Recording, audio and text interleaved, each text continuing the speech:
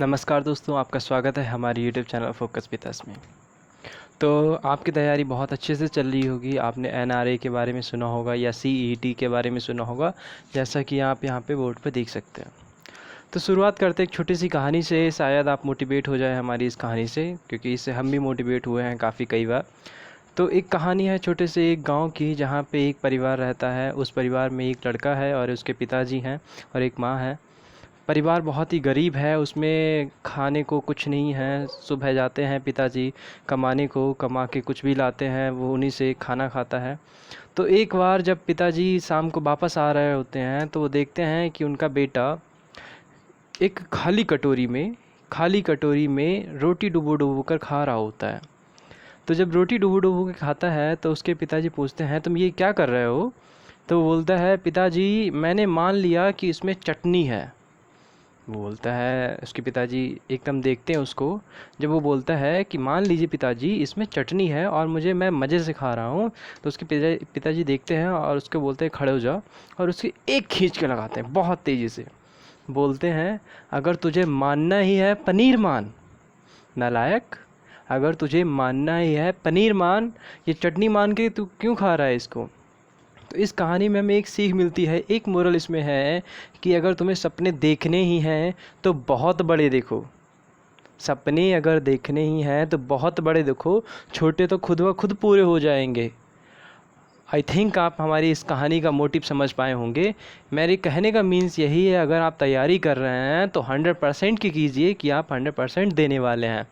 छोटा सा नहीं कि आप बस एसएससी का एग्ज़ाम निकाल के बैठ जाएंगे। हमेशा अपने आप को एक स्टैटिक वे में रखना है, ठीक है? यानी आप रुक जाएं फिर भी आपकी तैयारी आगे बढ़ती रहे। समझ गए? तो यहाँ पे आज हम बताने वाले हैं एनआरए और सीईटी जो के ऑनलाइन एग्जामिनेशन होने वाले हैं बाय द गवर्नमेंट, जो रिलीज़ किया गया है एनआरए या सीईटी कॉमन एलिजिबिलिटी टेस्ट, इसके बारे में। लेकिन हमारे इस वीडियो का मोटिव ये है कि हम आपको बताएंगे कि हम आगे क्या पढ़ाने वाले हैं। क्योंकि अगर आप आगे पढ़ने वाले हैं तो उससे पहले आप जान लें कि हम क्यों पढ़ने वाले हैं, तो वो आपके लिए बेस्ट हो जाएगा। ठीक है, बेटर नहीं है, बेस्ट हो जाएगा कि क्यों पढ़ने वाले हैं। तो क्यों पढ़ने वाले हैं वो इसके अंडर आएगा, क्या पढ़ने वाले हैं वो हम आपको लास्ट में बताएंगे। तो पहले जान लीजिए क्यों पढ़ने वाले हैं। जो भी हम पढ़ेंगे बहुत अच्छे से पढ़ेंगे, आपको डीपली पढ़ेंगे। हर इम्पॉर्टेंट नोट्स आपको मिल जाएंगे पीडीएफ की फॉर्म में। नीचे लिंक दे रखा है, वहाँ पे ज्वाइन हो जाइएगा। सारे के सारे स्टूडेंट वहाँ पे ज्वाइन हो जाइए, वहाँ पे पीडीएफ अवेलेबल हो जाएंगी। और नीचे टेलीग्राम ग्रुप का भी लिंक दे रखा है, वहाँ पे भी आप ऐड हो जाइए। ठीक है, तो पहले जान लेते हैं एनआरए या सीईटी, जो हमारी गवर्नमेंट के द्वारा रिलीज़ किया गया है। तो एक एनआरए नेशनल रिक्रूटमेंट एजेंसी, इससे भी क्वेश्चन आपके आ सकते हैं। ये करंट अफेयर का एक छोटा सा पार्ट का हिस्सा बन गया, एक तरह समझ लीजिए बहुत इंपॉर्टेंट पार्ट बन गया है एनआरए। यानी फुल फॉर्म भी पूछी जा सकती है, एनआरए की फुल फॉर्म बताइए, नेशनल रिक्रूटमेंट एजेंसी। क्योंकि कई बार देखा गया है रेलवे के एग्ज़ाम में बहुत सिंपल सिंपल छोटी छोटी इक्वेशंस पूछ ली हैं, या सिंपल सिंपल आपकी फुल फॉर्म पूछ ली, जो एक्सपेक्ट तक नहीं की गई थी, ऐसी ऐसी पूछी गई हैं। तो इसलिए इसमें जो भी बताऊँ बहुत इंपॉर्टेंट है आपके लिए, बहुत ज़्यादा ज़रूरी है। तो इसलिए हर पॉइंट को ध्यान से समझ के चलिएगा। फिर मैं बताऊँगा हमने क्या पढ़ेंगे, ठीक है?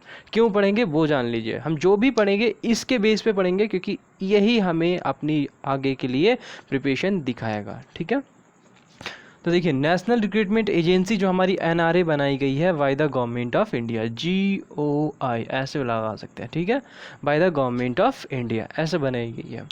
ये हमारी एक टेस्ट कंडक्ट करवाएगी, जिसका नाम होगा कॉमन एलिजिबिलिटी टेस्ट।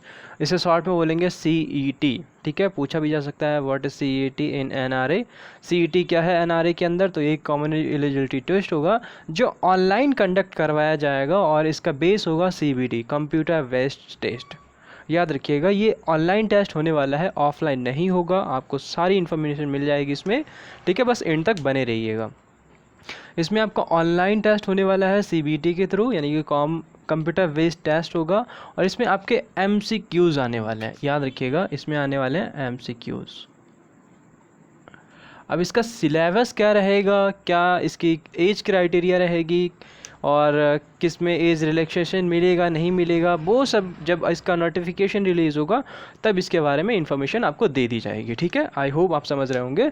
तो इसके ऑनलाइन कंडक्ट कराने के बाद CBT टेस्ट आपका कराया जाएगा। अब कई डाउट होंगे ये कितनी लैंग्वेज में होगी। ये पूरे इंडिया में, याद रखिए, पूरे इंडिया में केवल एक टेस्ट करवाया जाएगा, वो भी ये प्रिलिमिनरी एग्जामिनेशन होगा। याद रखिएगा, ये सिर्फ प्रिलिमिनरी एग्जामिनेशन होगा हर टेस्ट का। अब ये कितने टेस्ट कंडक्ट करवाएगी, कितने टेस्ट कंडक्ट होंगे, मतलब कौन कौन से टेस्ट इसमें आएंगे, IAS का आएगा, UPSC आएगा या UPPSC आएगा। तो याद रखिए, ये जो आपकी CRA है, सॉरी NRA है, यानी CET, ये केवल आपकी सेंट्रल के जितने भी एग्ज़ाम होते हैं वो टेस्ट करवाएगी। वो भी याद रखिएगा, सेंट्रल के एग्ज़ाम में SSC, IBPS, RRB, जो भी आपके मेन एग्ज़ाम होते हैं, जैसे जो सेंट्रल के एग्ज़ाम होते हैं, याद रखना, SSC, IBPS, RRB। और उसमें भी मेन पॉइंट ये है कि ये टेक्निकल करवाएगी या नॉन टेक्निकल। याद रखना, जैसे आपकी कोई इंजीनियरिंग की सर्विसेज है या कोई आपकी आर्किटेक्चर है, तो उसकी कोई भी आपकी सर्विस इसमें प्रोवाइड नहीं की जाएगी। सिंपल सी लैंग्वेज में बोल सकते हैं कि ये सिर्फ आपकी नॉन टेक्निकल एग्ज़ाम करवाएगी। वो भी उसके अंदर भी क्राइटेरिया है कि ये सिर्फ ग्रुप B और ग्रुप C की पोस्ट ही एलिजिबिलिटी आपको प्रोवाइड कराएगी। तो एक लाइन में फिर से इसको समझ लेते हैं क्या कराएगी। यानी कि CET जो आपका NRA के अंडर टेस्ट होने वाला है, ये टेस्ट आपको पोस्ट B और पोस्ट C के लिए, ग्रुप A के लिए नहीं, याद रखना, पोस्ट B और पोस्ट C के लिए ऑनलाइन टेस्ट कंडक्ट करवाएगी, जो CBT बेस्ड टेस्ट होगा, और सिर्फ नॉन टेक्निकल जो भी वैकेंसीज़ होती हैं उसके लिए। याद रखना, नॉन टेक्निकल वैकेंसीज़ के लिए पूछा भी जा सकता है कौन सी वैकेंसीज़ के लिए करवाएंगी, तो ये नॉन टेक्निकल के। मैं नहीं कह रहा हूँ पूछा जाएगा ही जाएगा, बट आपको इन्फॉर्मेशन होनी चाहिए कि आप इसके भरोसे ना बैठ जाएं। ठीक है, सारी चीज़ें बताएंगे हम इसमें।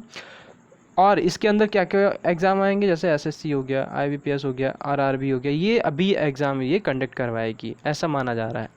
अभी बाकी भी जो अदर बचे हुए एग्ज़ाम हैं वो भी धीरे धीरे हो सकता है इसके अंडर लाए जाएं, लेकिन याद रखना, ये केवल सेंट्रल के एग्ज़ाम करवाएगी।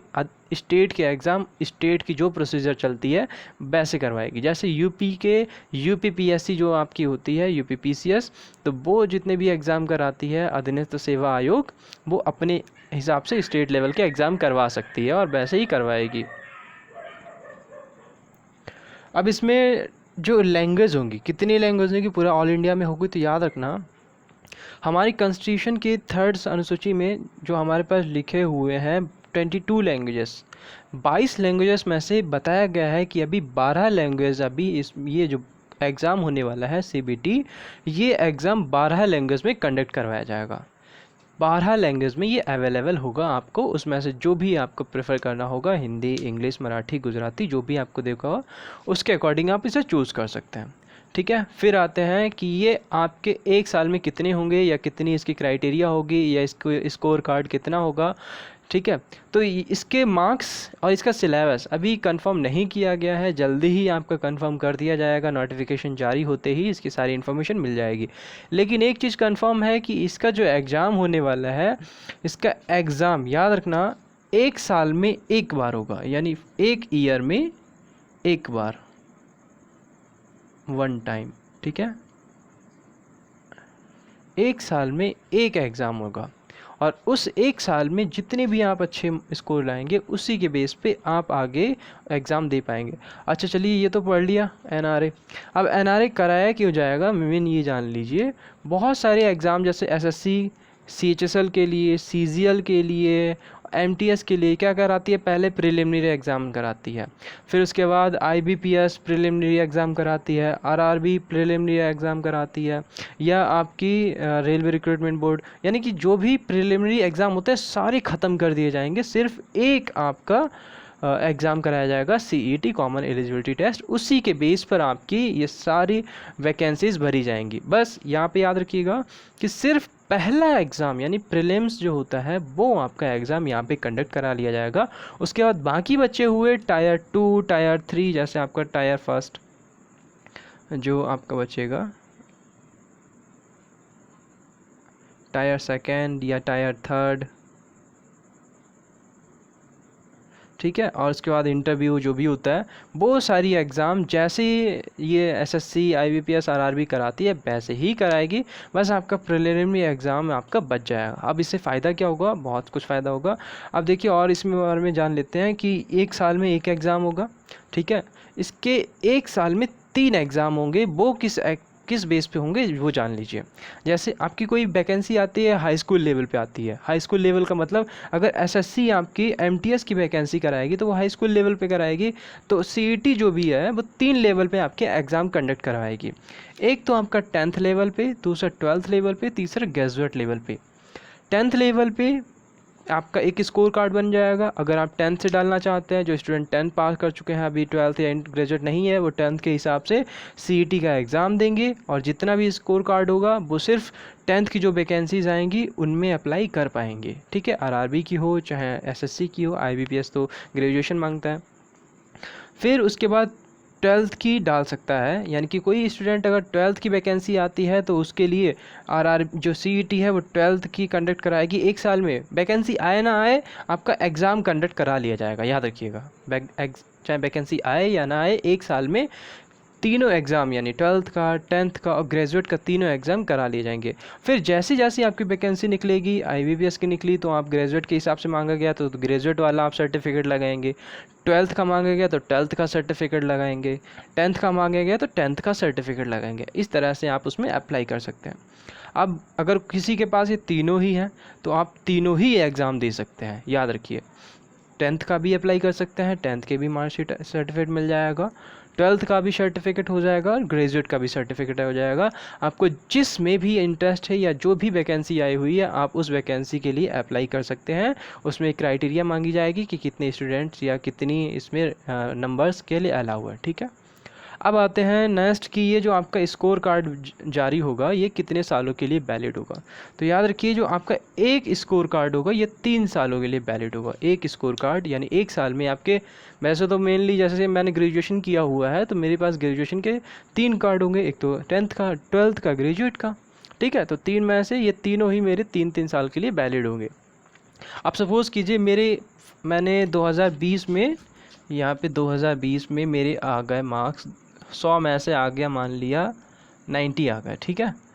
फिर मैंने अपनी इम्प्रूवमेंट और तैयारी की, बहुत अच्छे से और तैयारी करते करते मैंने 2021 में मैं ले आया 95। तो मेरे कौन से बेस्ट होंगे या कौन से अच्छे होंगे। और मान लीजिए फिर नेक्स्ट ईयर मैंने मान लिया मेरे आ गए 2022 में 85, कम हो गए बाई चांस मैंने पढ़ाई नहीं की, तो फिर 85 आ गया। तो अब इसमें से कौन से आपके मार्क वैलिड होंगे, ये सारे। अगर आप 2 के हिसाब से देखिए तो आपके हाईएस्ट मार्क्स जिसमें होंगे वो आपके ऊपर है। आप जिस किसी का भी रोल नंबर अप्लाई करेंगे यानी रजिस्ट्रेशन नंबर डालेंगे वो उसी के मार्क्स ले लेगा। अगर आप इसका अप्लाई करेंगे तो वो उसके मार्क्स ले लेगा, अगर इस 2021 वाले का अप्लाई करेंगे तो वो 21 वाले के मार्क्स ले लेगा, ठीक है। ये भी कह सकते हैं कि आपके जो हाईएस्ट मार्क्स होंगे उनके लिए ये आपका सबसे बेस्ट होगा, यानी उनका ही आपका सबसे बेटर माना जाएगा और उसी पे हाईएस्ट पे ही आपका एलिजिबिलिटी मानी जाएगी, ठीक है। आपके हाईएस्ट स्कोर ही सबसे ज़्यादा होंगे।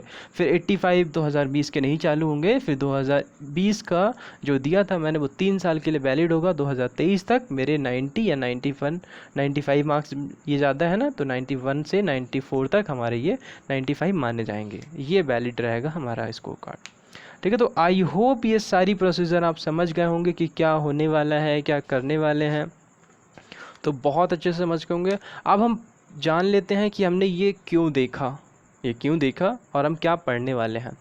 अब आप इसका सिलेबस अगर जाएं थोड़ा सा, आप सोचिए जब ये एसएससी का भी करवा रहा है, आईबीपीएस का भी करवा रहा है, आरआरबी का भी करवा रहा है, तो इसमें तो कुछ तो खास होगा, मतलब इसका सिलेबस कुछ तो सही होगा। मतलब ऐसा तो नहीं है कि सभी लोग अच्छे से कर पाएँ। तो इसके सिलेबस में मेरे हिसाब से जो एक्सपेक्टेशन सिलेबस है वो आपका होना चाहिए, मैं लिख देता हूँ आपके लिए। तो यहाँ पे आप सिलेबस मैंने लिख दिया है, देख लीजिए। सीईटी का जो सिलेबस होगा एक्सपेक्टेशन है, ठीक है, याद रखिएगा।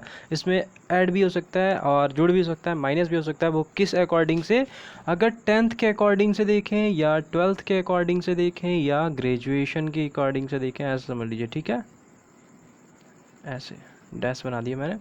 तो 10th के हिसाब से देखो तो जो चीज़ें कंपलसरी होंगी वो आएंगी, 12th के हिसाब से जो चीज़ें कंपलसरी हों वो आएंगी, ग्रेजुएशन के हिसाब से जो चीज़ें आनी होंगी वो आएंगी। इसका सिलेबस थोड़ा बैरी होता रहेगा, बट आपको क्या करना है, तैयारी रखनी है। जैसे एसएससी का ही अगर सिलेबस मान के चले तो इंग्लिश, मैथमेटिक्स, रीजनिंग और जीके जीएस, हिंदी नहीं आती है, English, mathematics, reasoning, GK GS ये चीज़ें आती हैं आपकी एसएससी सिर्फ एमटीएस के एग्ज़ाम में। ऐसे ही सीएचएसएल और ऐसे ही आपके एसएससी सीजीएल।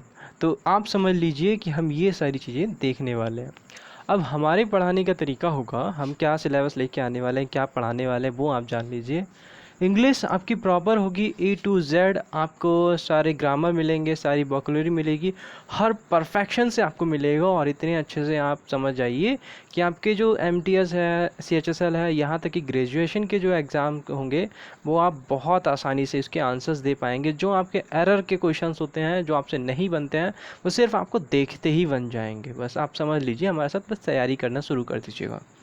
मैथमेटिक्स की वो शॉर्ट और आपके एक मेथड जो आप समझ सके, ऐसे मेथड नहीं कि बस आप देखें आज पढ़ा कल भूल गए, ऐसे नहीं। जो आप लिखेंगे, देखेंगे और देखते ही आपके समझ में आ जाएगा, हाँ ये तो करना ही है, और ऐसे ही इजी होंगे। बस वैसे क्वेश्चन आपको इसमें हम आपको बताएंगे और उसी मेथड से सारे टॉपिक आपके सिलेबस में कवर कराएंगे। फिर आएगा रीजनिंग आपकी लो लेवल से एडवांस लेवल तक, चाहे आपके फिर सिटिंग अरेंजमेंट हो गई जो आपकी एडवांस लेवल की होती है, फिर चाहे मशीन कोड हो गया, फिर चाहे आपका जनरेशन हो गया, चाहे भी एडवांस होती हैं जो IBPS के लिए रिक्रूटमेंट होती हैं। फिर हिंदी आपकी बेसिक जो बीएड एग्ज़ाम्स हो गए या फिर आपके जो हायर एग्ज़ाम्स हो गए, जैसे आपके UPPSC हो गया या PCS हो गया, इन एग्ज़ाम्स के लिए जो हिंदी या इंग्लिश ज़रूरत होती है, वैसी हिंदी या इंग्लिश आपको यहाँ पे लेके चलने वाली है। जेके जीएस देखो, जीके और जीए मतलब जनरल नॉलेज और जनरल अवेयरनेस। जनरल नॉलेज का मतलब होता है वो चीज़ें जो आप पढ़ चुके हो, अवेयरनेस का मतलब होता है जो आप पढ़ रहे हो, प्रेजेंट में अवेयरनेस होती है, नॉलेज का मतलब है बीत चुका। अब जैसे कोई फर्स्ट चांद पे जाने वाला व्यक्ति था, ठीक है, लेकिन अब जो मिशन चांद पर चल रहे हैं, था वाले जीके में जाते हैं और चल रहे हैं वाले अवेयरनेस में आते हैं। इसे हम करंट अफेयर भी बोलते हैं, याद रखना, जीए को करंट अफेयर भी बोलते हैं। फिर आएगा जनरल साइंस आपकी 3 साइंस, फिजिक्स, केमिस्ट्री, बायोलॉजी और बॉटनी, यानी कि पौधों से रिलेटेड भी आपकी आती है, और किसान से जो एग्रीकल्चर होता है, लैंड फार्मिंग होती है, इन सभी से सारी चीज़ें इसमें कवर करेंगे। देखो इसमें इंग्लिश में सिर्फ इंग्लिश, इसमें आपकी 2 चीज़ें होंगी, एक तो ग्रामर होगा, दूसरा आपका वोकैब होगा, ठीक है।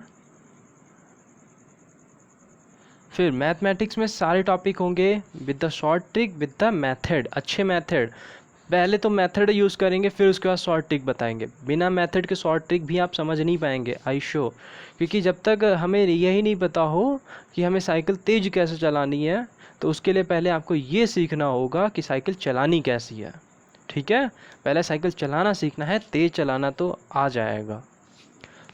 रीजनिंग भी वही टॉपिक, मतलब आपको आना चाहिए, तेज़ चलाना फिर बाद में सीखेंगे, पहले आप चलाना तो सीख लीजिए, ठीक है।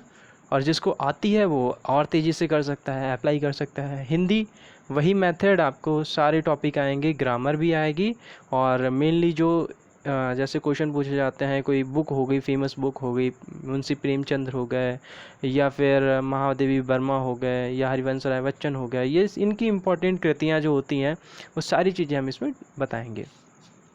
जीके जीए तो बता दिया। अब जीए में देख लीजिए, जीए आपका आएगा करंट में, ठीक है।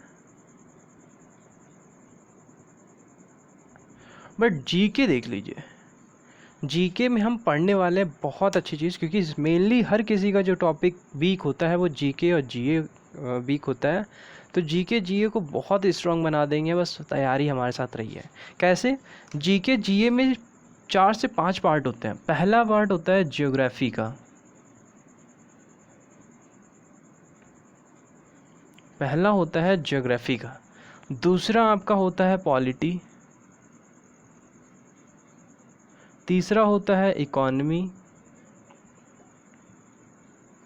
चौथा होता है आपका हिस्ट्री। पांचवा होता है आपका आर्ट एंड कल्चर।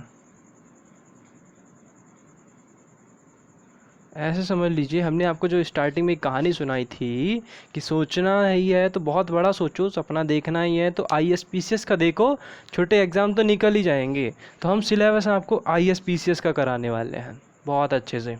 एक बार ये कवर कर लीजिए, सारे एग्ज़ाम आपके क्लियर हो जाएंगे, आई श्योर। जियोग्राफी में बहुत सारी चीज़ें, एक पॉइंट से लेकर एक थ्योरी तक आप बना सकते हैं, ऐसी ज्योग्राफी। पॉलिटी, लक्ष्मीकांत की पॉलिटी हम यहाँ पे बताएंगे। इससे बाहर कोई क्वेश्चन आना ही नहीं। UPSC IAS में भी वही एग्ज़ाम्स में क्वेश्चन आते हैं पॉलिटी लक्ष्मीकांत से। इकॉनमी यानी आपको पैसे की जानकारी बहुत ज़रूरी होना है। उसके बाद हिस्ट्री आपकी मॉडर्न हिस्ट्री और मिडिवल हिस्ट्री, ये दोनों हिस्ट्री बहुत इंपॉर्टेंट है और इन्हीं दोनों पे हमारा सबसे ज़्यादा फोकस रहेगा। चाहे फिर आप UPSC की तैयारी कर रहे हो और फिर चाहे कोई छोटी मोटी, हम तो भाई पढ़ाने वाले हैं UPSC की तैयारी। और मेनली ये जो सिलेबस हम बता रहे हैं ना, ये UPSC का सिलेबस है, समझे? ये सब UPSC का सिलेबस है। आर्ट एंड कल्चर इसमें आपके जो भी आदिवासी ग्रुप होते हैं, या फिर कोई रीति होती है, या कोई किसी का सॉन्ग होता है, या कोई जाति होती है, या कोई कोई भी आपका प्रथा होती है, वो सब आर्ट एंड कल्चर में आता है। कि मोहनजोदाड़ो हो गए, या आपका हम्फी का रथ हो गया, ये सब आपके आर्ट एंड कल्चर में आते हैं। ये सब UPSC का सिलेबस में आपको बता रहा हूँ। और जब मैंने बोला ना सोचना ही है तो बहुत बड़ा सोचो, इससे बड़ा नहीं होता है, फिर इससे बड़ा ही मैंने सबसे बड़ा सबको समझा दिया। इतना सीखेंगे कि आपका कहीं से बाहर कुछ भी नहीं आने वाला। तो बस इस वीडियो को शेयर कर दीजिए हर जगह पे। सब्सक्राइब के लिए नहीं बोलूँगा क्योंकि आप बहुत समझदार हैं, यहाँ पे हमारे साथ रहना है, सारी नोटिफिकेशन पाना है, तो आपने सब्सक्राइब कर दिया होगा, ठीक है? रेड बटन आता है, उस पर क्लिक करके आपने ज़रूर सब्सक्राइब कर दिया होगा। और फिर नेक्स्ट डे से हम लगभग 1-2 वीडियोज़ आपके लिए प्रोवाइड कराते रहेंगे। जैसे जैसे धीरे धीरे सिलेबस आएगा वैसे वैसे आपको चीज़ें मिलती रहेंगी। मेनली हमारा फोकस रहेगा करंट अफेयर्स और GK GS में इन टॉपिक्स के ऊपर। ये बड़ा टॉपिक होता है क्योंकि यहाँ इनमें से कहाँ से क्वेश्चन आने वाले हैं ये बहुत कम लोगों को पता होता है, ठीक है? UPSC तो बहुत एग्ज़ाम पूछती है। फिर चाहे आप हमारे वीडियोस से UPSC पढ़ें, UPSSC पढ़ें, UPPCS पढ़ें, या किसी भी स्टेट लेवल का एग्ज़ाम पढ़ें, चाहे आप किसी भी स्टेट PCS का एग्ज़ाम पढ़ें, ठीक है? तो आई होप ये पूरा सिलेबस और पूरा NRA NTA या CET आपको समझ में आ गया होगा। तो आई होप, मैं आशा करता हूँ आप सभी को शेयर कर दीजिएगा और ज़्यादा से ज़्यादा स्टूडेंट ज्वाइन हो जाइए। सब्सक्राइब भी कर दिया होगा और कर भी दीजिएगा, फोर्स कीजिएगा, ज्वाइन कर लीजिए, क्योंकि आने वाले एग्ज़ाम्स आपके ऐसे ही होने वाले हैं। और अभी तैयारी नहीं की तो फिर बहुत कभी तैयारी नहीं, क्योंकि आने वाले एग्ज़ाम पता नहीं होंगे भी या नहीं होंगे, क्योंकि जैसे जैसे निजीकरण हो रहा है वैसे जॉब्स भी कम होती जा रही हैं। तो तैयारी शुरू कर दीजिए हमारे साथ। थैंक यू गाइस, मिलते हैं नेक्स्ट वीडियो में।